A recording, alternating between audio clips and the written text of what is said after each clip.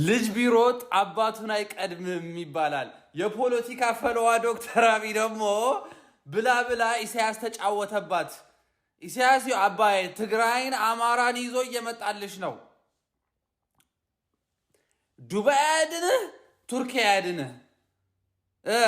በተለይ ትራምፕ እያለ እኔ ምንም የትግራይን ትብብር የትግራይና የሻዕቢያ ትብብር ባልደግፈው ኢሳያስን ግን በጣም አደነኩት።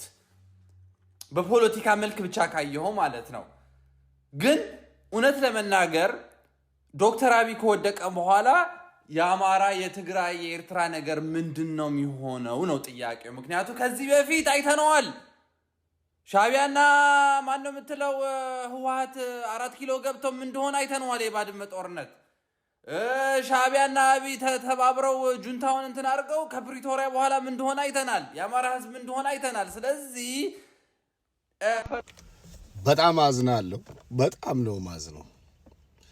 አሁን አንተ ወጣት ነህ፣ በዚህ ሀገርን ገደል በከተተ ኤርትራን የመሰለች የሀገር ሪሶርስ ያላትን ወርቅ ያላትን ወደብ ያላትን በ30 ዓመት ውስጥ ከዱባይ የበለጠች ሀገር ማድረግ የሚቻልበት ሶርስ ያላትን ሀገር ገሎ ያበቃን አጁዛ ለራሱ ያልበቃ ጫማውን ያልቀየረ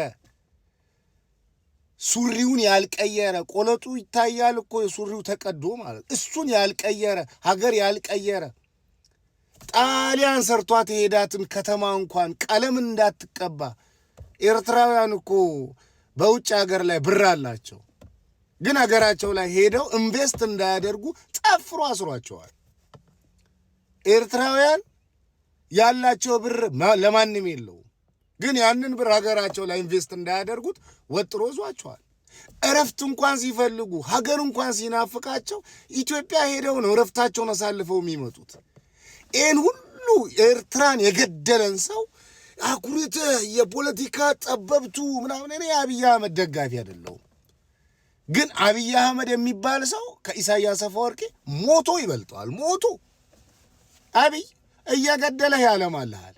አብይ ጦርነት ላይ ሆኖ ሀገር ይገነባል። አብይ እያየን ያለነውን ነገር ነው። ሽንት ቤት የመሰለችን ከተማ ወርቅ እያስመሰለ ነው። ያንተውስ ይገለሃል፣ ያሳድድሃል፣ አገር ላይ ኢንቨስት እንዳታደርግ ያደርግሃል። አየህ፣ እኛ ጋር ያለው መጥፎ እንዳለ ሁሉ በጎ አለ። አንተ ጋር ግን ሁሉም ነገር መጥፎ ነው። ኤርትራውያን ወጣቶች ሀገራቸውን እንዳያለሙ ጉልበታቸውን ለሀገራቸው እንዳያደርጉ ከውጭ ሀገር ለፍተው ጥረው ግረው ያገኙትን ገንዘብ በሀገራቸው ላይ እንዳያፈሱት ጠፍንጎ አስሯቸው ወደ ሀገራቸው አይገቡም። ብራቸው ወደ ሀገር አይገባም። ባሉበት ሀገር ላይ ኢንቨስት ያደርጋሉ። ሱዳን ሄደው ኢንቨስት ያደርጋሉ። ኢትዮጵያ ሄደው ኢንቨስት ያደርጋሉ።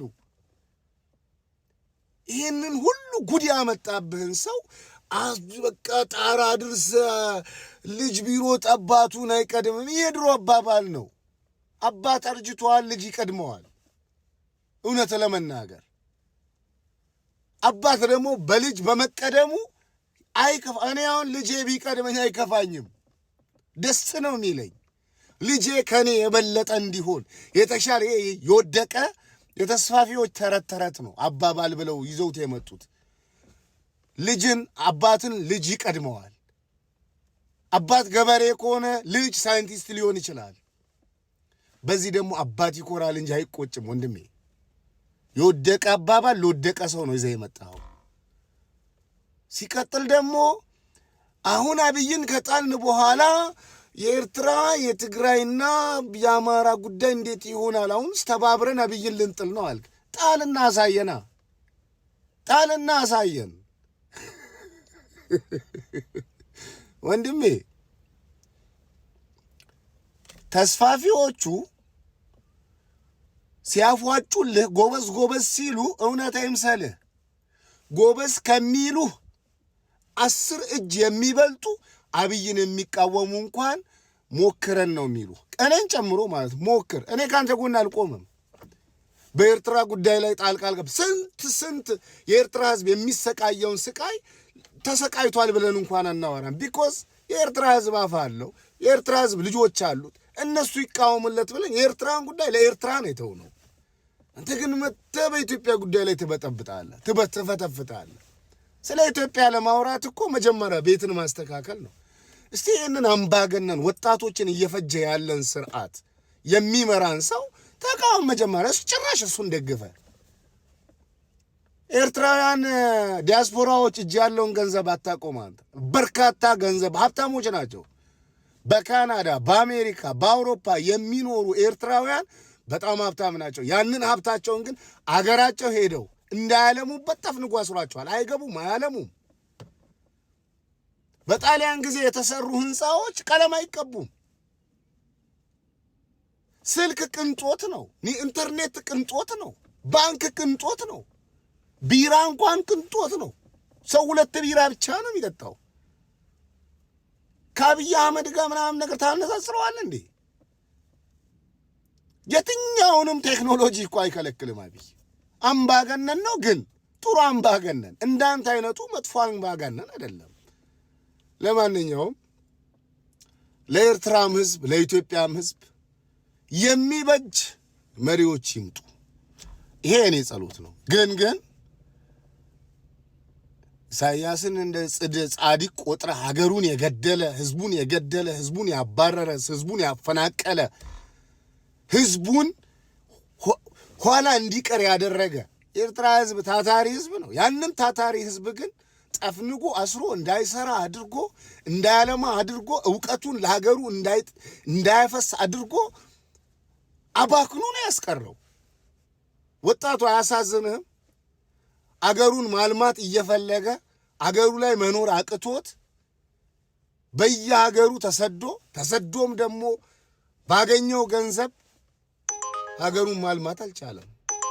ስራ ገብቶልኛል ሌድ ነው እየሰራን ፖለቲካ ነው። እንግዲህ ክቡራትና ክቡራን የቪዲዮአችን ማሳረጊያ የሚሆነው ንቃ አማራ የሚል ያልነቃው ወይም ደግሞ ማህበረሰቡ ስቃይ ውስጥ እያለ ማህበረሰቡን ማንቃት ሲገባው የአማራን ህዝብ ለማንቃት ጥረት እያደረገ ያለው ወንድማችንን ንግግር አድምጠን እናርጋለን። ወደ ሰማይ ይሁን ወደ ምድር ባላውቅም ማለት ነው። ግን በጣም ይገርማል። ሰው ሌሎችን ከማንቃቱ በፊት ራሱን ማንቃት ነው። አንዳንዴ በጣም የሚገርመኝ ነገር ይህንን ልጅ በርታ ጎበዝ የሚሉ ወንድሞቻችን እኛ ሀገር ዜጎች፣ እኛ ግን በገዛ ሀገራችን በብሔር ብቻ ስለተለያየን በገዛ ሀገራችን ጉዳይ ላይ ወይ በትግራይ ጉዳይ ላይ ወይ በኦሮሞ ጉዳይ ላይ ወይ በሶማሌ ወይ በሲዳማ ጉዳይ ላይ ስናወራ ተለጣፊ ይሉናል። እንግዲህ በኢትዮጵያ ጉዳይ ላይ ኢትዮጵያዊ ሆኜ በኢትዮጵያ በተለይ እኔ ኢትዮጵያዊ ሆኜ በኢትዮጵያ ጉዳይ ላይ ኢትዮጵያዊ የሆነውን አንዱን ግሩፕ ተበድሏል ወይም በድሏል ብዬ በማወራ ጊዜ ተለጣፊ የሚሉኝ ሰዎች ይሄ የሌላ ሀገር ዜጋ ሆኖ ንቁ ተኝታችኋል ብሎ ሲያነቃቸው ግን ጎበዝ ቦርታ ጀግናችን ይሉታል። መለጠፍ ማለት ይሄ ነው እንጂ የኔው አይደለም። ለማንኛውም ራሴንም በዚህ አጋጣሚ ነፃ ለማውጣት ነው። እስቲ ቪዲዮን እናድምጠው። ንቁ ምናምን ነገር ቁስላችሁን አትርሱ ምናምን እያለ ነው፣ እያነቃቸው ነው። ግን መቼም አይነቁም መሰለኝ። አስተውል የአማራ ህዝብ። አሁን የመጣው ፖለቲካ ሻዕቢያ ከህወሓት ጋር ሆኖ ከአማራ ጋር ትብብር አድርጎ አብይን ለመውጋት በጣም ነው የሚገርመው። ምንም የብልጽግና ውድቀት የሁላችንም ፍላጎት ቢሆን የአማራ ህዝብ ግን ያልዳነ ቁስል አለው። ደሴ ገብተው ህወሓቶች ወጣቶችን ሲረሽኑ አልረሳ ነውም። ሴቶችን ሲደፍሩ አልረሳ ነውም። ከብቶቹን ሲገሉ አልረሳ ነውም። ሂሳብ እናዋረዳለን ብሎ ጌታቸው ሲያወራ አልረሳ ነውም። እና በምን ሂሳብ ነው አማራ ከህወሓት ጋር ሆኖ የሚተባበረው? እንዴት ነው የአማራ ህዝብ እንዴት ነው የምትንቁት እናንተ ፖለቲሻኖች? ከዛ የባሰው ደግሞ ይሄ ሻዕቢያን ደግፋለሁ የሚል ህዝብ ደግሞ ይሄ ህወሓትን ደግፋለሁ የሚል ህዝብ በተለይ ሻዕቢያ ደግፋለሁ የሚለው ህዝብ ይሄን ይደግፈዋል። እንዴት ምን አይነት